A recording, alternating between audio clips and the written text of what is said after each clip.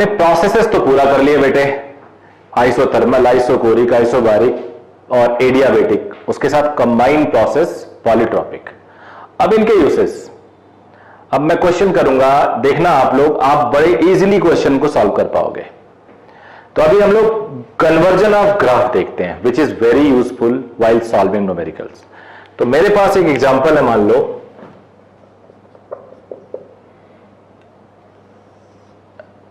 एक सपोज करो PV curve है और सिंपल ले लिया मैंने, दो आइसोबारिक दो आइसोकोरिक, नेमिंग ले लेते हैं। अब question is convert it in TP curve, T versus P and V versus T.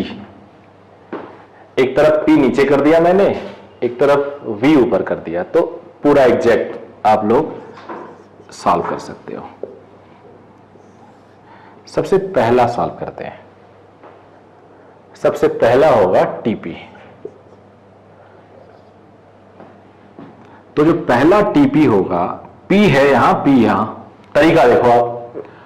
तो ये प्रेशर ए बी बड़ा है, सी डी छोटा है, कांस्टेंट प्रेशर 2 है, तो यहां भी कांस्टेंट प्रेशर ड्रॉ कर लो आप 2।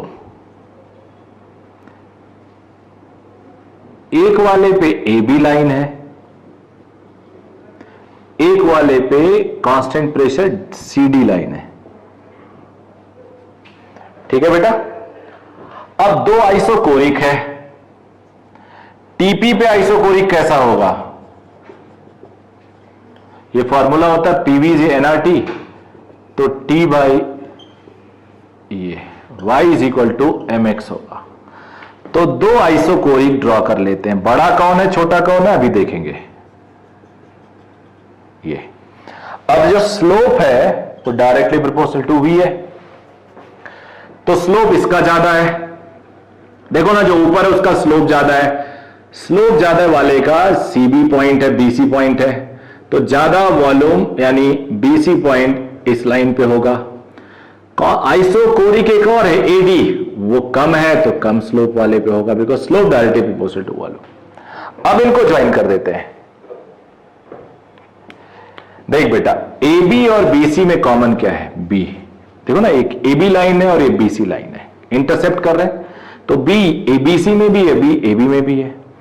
एडी ए बी और एडी में कॉमन क्या दिख रहा है? ए। सी डी और एडी में कॉमन क्या दिख रहा है? डी। अब सी ही बचा फिर भी। बीसी और सी डी में कॉमन क्या है? सी। तो अब ये ग्राफ ए से बी ऐसे, बी से सी ऐसे, सी से डी ऐसे, डी से ए ऐसे। ठीक है बेटा, A B B C C D D A. अब हम लोग, अब मेरा इस वीडियो को रोक के आप वीटी प्लॉट करेंगे, मैं ड्रॉ कर रहा हूं, और उसके बाद आप मेरे से मैच कर लेंगे।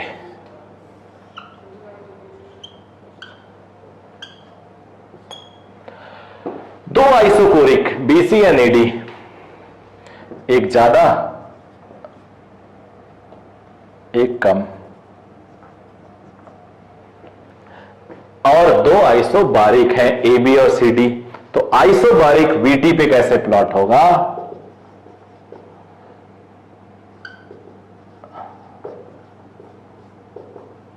तो y is equal to M X जैसा है, m यानी slope inversely proportional to p।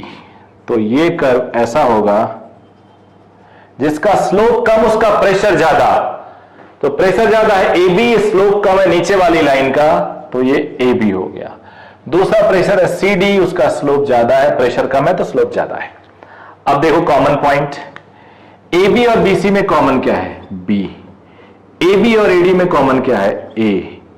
AD और सी डी में कॉमन क्या है? डी। अब यहां सी, ए से बी, बी से सी, सी से डी, डी से ए। ये ग्राफ हो गया, इसके करस्पॉन्डिंग टीपी, इसके करस्पॉन्डिंग वीटी। Very useful. अभी और बताऊंगा, चिंता नहीं करना, नोट कर लीजिए इसको आप। अब अगर आपने नोट कर लिया तो अब दूसरा क्वेश्चन लीजिए। आपने आई होप सही ड्रॉ किया होगा। मैं कमेंट लिख के बताइएगा कितने लोगों ने सही ड्रॉ किया।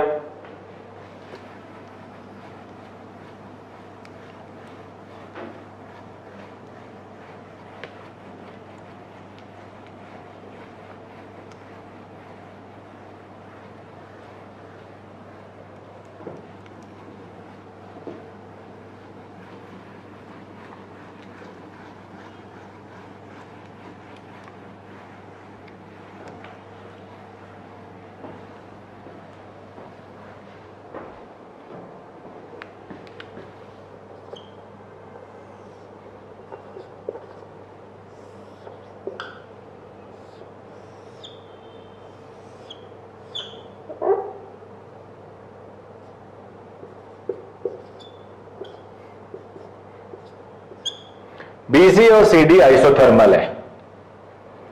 Convert it into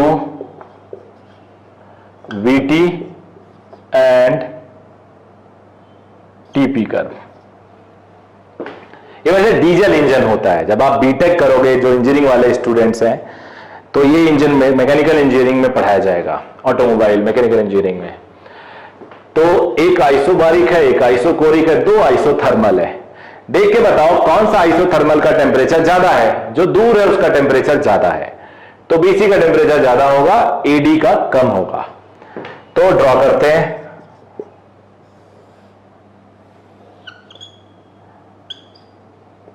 VT curve, T ज्यादा यहां, दो आइसोथर्म है, तो ऐसे ये ज्यादा वाला बीसी, कम वाला एडी। अब आइसोकोरिक एक है सीडी। आप थोड़ा नीचे ड्रॉ कर सकते हो, नीचे या ऊपर। मैं ऊपर कर दे रहा हूं, कोई फर्क नहीं पड़ता। आइसोकोरिक है सीडी। अब आइसोबारिक को आइडेंटिफाई करना है वीटी पे।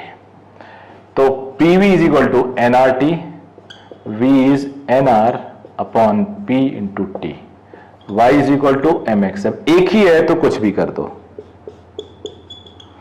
लेकिन जो आइसोबारिक है वो ए बी है। अब जरा मैच कर लेते हैं, होप आपने किया होगा सही सही। बीसी और सीडी में कॉमन पॉइंट सी है, बीसी एंड एबी में कॉमन पॉइंट बी है, सीडी और ईडी में कॉमन पॉइंट डी है, एडी और एबी में कॉमन पॉइंट ए है। तो ए से बी, बी से सी, सी से डी, डी से। ए से बी से सी से डी, डी से। देखो ना, एडी और सीडी में कॉमन डी, एडी और एबी में कॉमन ए, बन गया ये। इसको नीचे कर देते, इसको ऊपर, तो भी कोई फर्क नहीं पड़ता। अब आ जाते हैं टीपी कर्व पे। दो आइसोथर्म है, ज्यादा वाला ऊपर, एक आइसोबारिक है, दूर कर लेता हूं, आइसोबारिक ए बी। आइसोकोरिक कैसे प्लॉट होगा?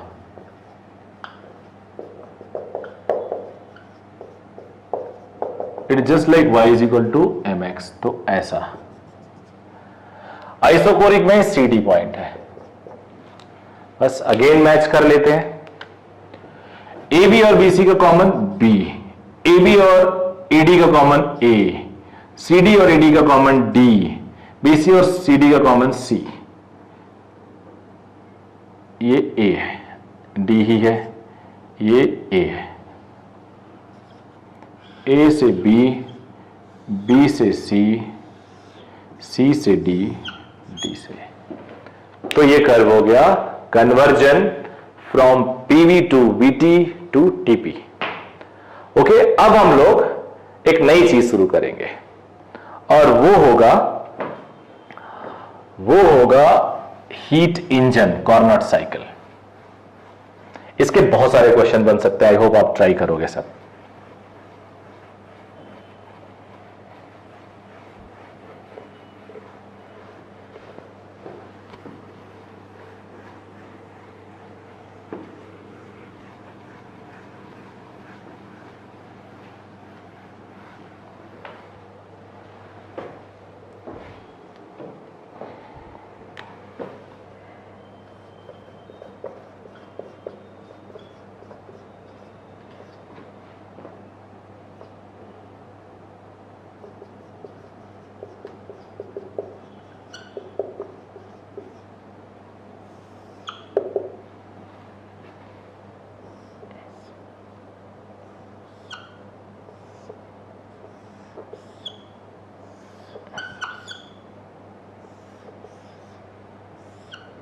ये एक सोर्स होता है हाई टेम्परेचर पे, एक सिंक होता है low temperature. TL means low, TH means high.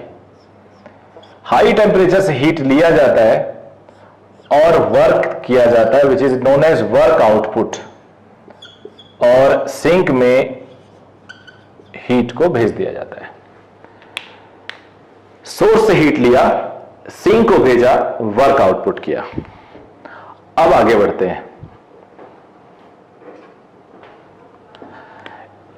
अब इसको हम लोग पीवी कर्व पे कैसे दिखाते हैं?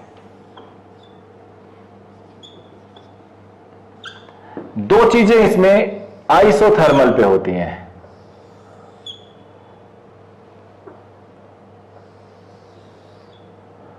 दो चीजें इसमें आइसोथर्मल पे होती हैं,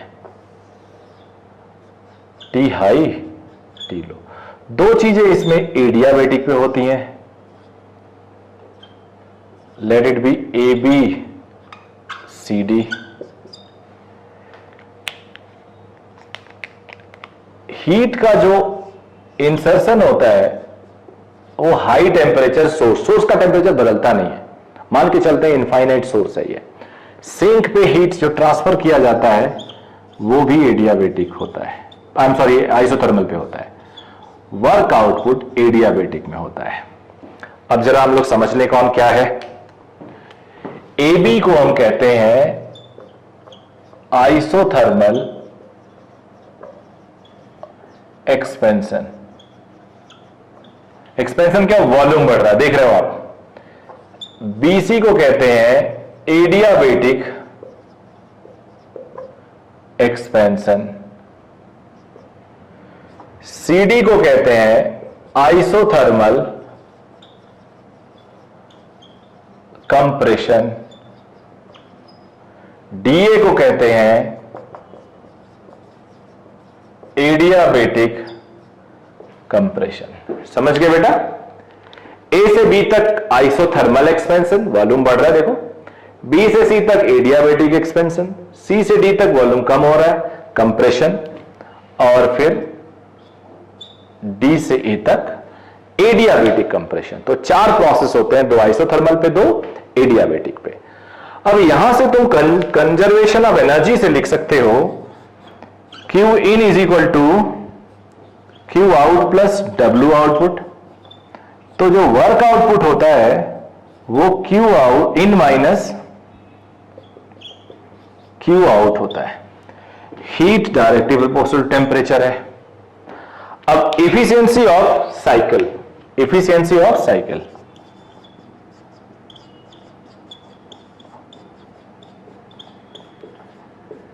इफिशियंसी हमेशा work output upon Q input निकालते हैं, और परसेंटेज निकालने के लिए क्या करेंगे आप? 100 का मल्टीप्लाई।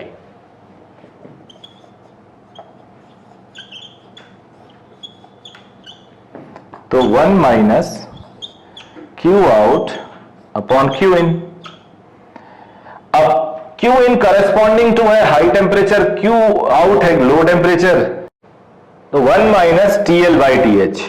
इसको हम लोग TH minus TL upon TH भी लिख सकते हैं, डेल्टा T अपॉन TH भी लिख सकते हैं। तो कई सारे क्वेश्चन आ सकते हैं। एक बार फिर से बताता हूं, यहां बता देता हूं।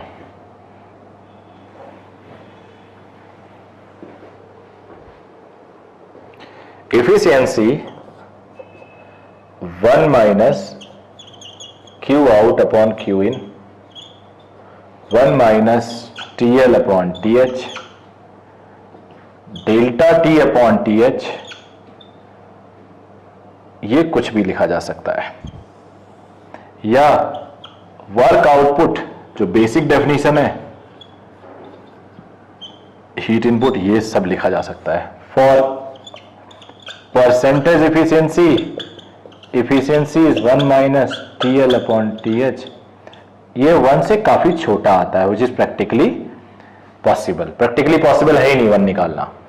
अब यहां से Q इन एक बार फिर से लिख देता हूं, W output plus Q output, ये हो गया इफिशियंसी ऑफ हीट इंजन, इस पे भी क्वेश्चन आपको मिलेंगे, 100% मिलेंगे इफिशियंसी ऑफ हीट इंजन पे। अब आ जाते हैं एक नई चीज, एक और चीज जो इसके साथ साथ पढ़ना जरूरी है। कई बार क्वेश्चन पूछा जाता है, if temperature difference between source and sink is kept constant, what will happen if source temperature keep increasing. तो TH बढ़ेगा बेटा तो नेचुरली इफिशियंसी घटेगी। तो इस तरह से कोई ट्रिकी क्वेश्चन भी आपसे पूछा जा सकता है। अब एक नई चीज आपको बता रहा हूं, आप जरा तब तक, जब तक इसको मैं क्लीन कर रहा हूं, वाइप कर रहा हूं, तब तक आप रेफ्रिजरेटर, फ्री यानी फ्रिज और AC की वर्किंग सोचो। रेफ्रिजरेटर और AC की वर्किंग सोचो।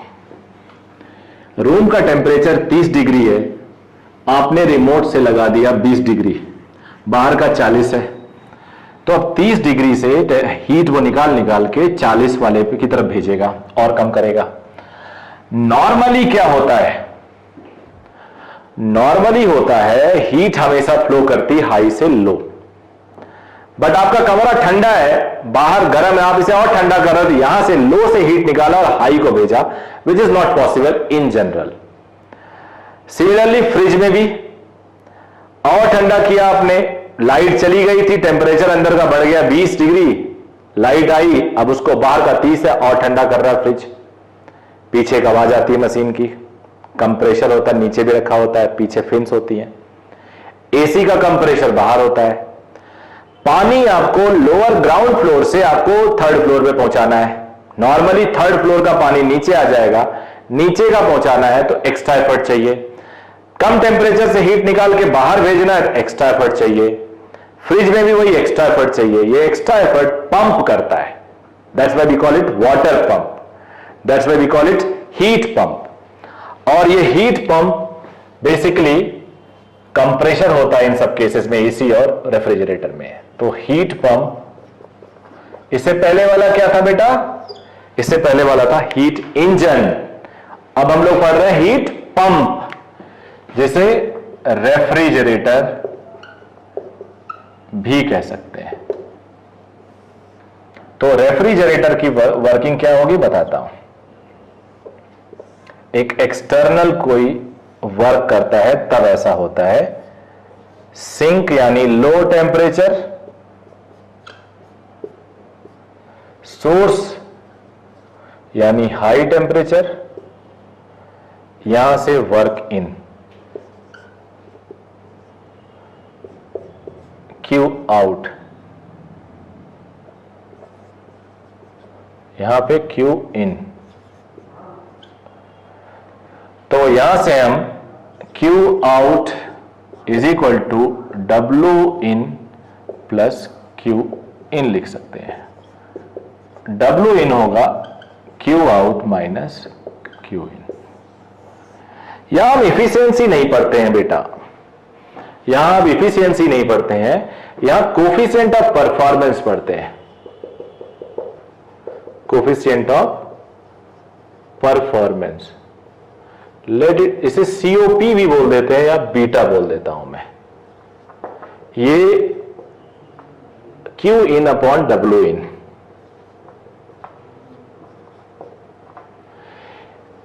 इफिशियंसी एक से छोटी होती है, किसकी, हीट इंजन की, और बीटा एक से बड़ा होता है, किसका, हीट पंप का। बीटा एक से बड़ा होता है। यहां से TL, TH minus TL, delta T, TH, percentage निकालना हो तो 100 से मल्टीप्लाई करते हैं। तो ये हो गया इसका कोफिशिएंट ऑफ परफॉर्मेंस। अब if heat pump and heat engine both are working same source and sink, then a relation between eta and beta, निकाल लेते हैं बेटे। ईटा था 1 minus TL by TH, beta है TL upon TH minus TL। Solve करते हैं, ये हटा दूं, ये आपने नोट कर लिया होगा, मैं इसको हटा रहा हूं, इतना हटा देता हूं, काम चल जाएगा मेरा।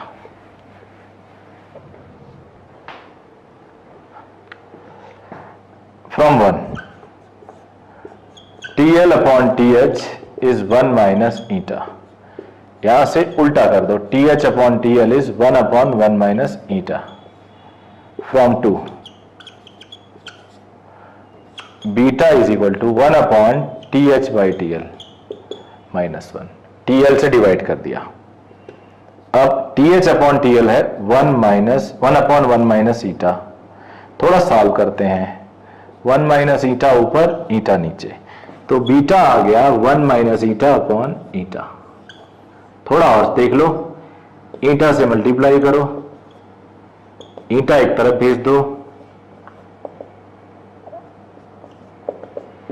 तो यहां से eta is equal to 1 upon 1 plus beta. ये भी फॉर्मूला हो गया, ये भी हो गया। तो ये पूरा का पूरा आपके लिए रहा। तो अब इसमें मैंने इस पूरे वीडियो में मैंने थोड़ा टाइम बचाया है। अब आपको नहीं पता चलेगा क्योंकि आपको एडिटेड वीडियो मिलेगा।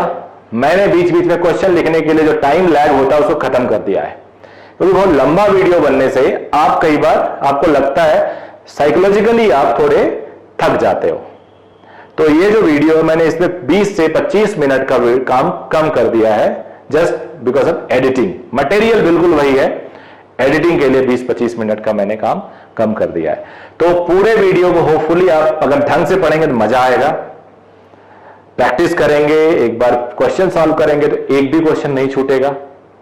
इसके कुछ और वीडियोस आएंगे थर्मोडायनेमिक्स के, आने वाले एक एक करके। तब तक आप इसको बार बार पढ़िए, फीडबैक जरूर दीजिए। आप अगर फीडबैक देंगे, लाइक करेंगे तो हमें पता चलेगा कि आप कितना समझ पा रहे हैं। कमेंट लिखने से हमें पता चलता है, मैं सारे कमेंट पढ़ता हूं, तो कमेंट लिख के बताइए ये लाइन चीज समझ में आई, ये नहीं आई, ये क्या चाहते हो आप फ्यूचर में, और क्या वीडियो बने इस पे, और क्या इनपुट चाहते हो, क्या और वीडियो चाहते हो, किसी और चीज का इलॉबरेशन चाहते हो, तो आप जरूर लिखिएगा। Thank you very much.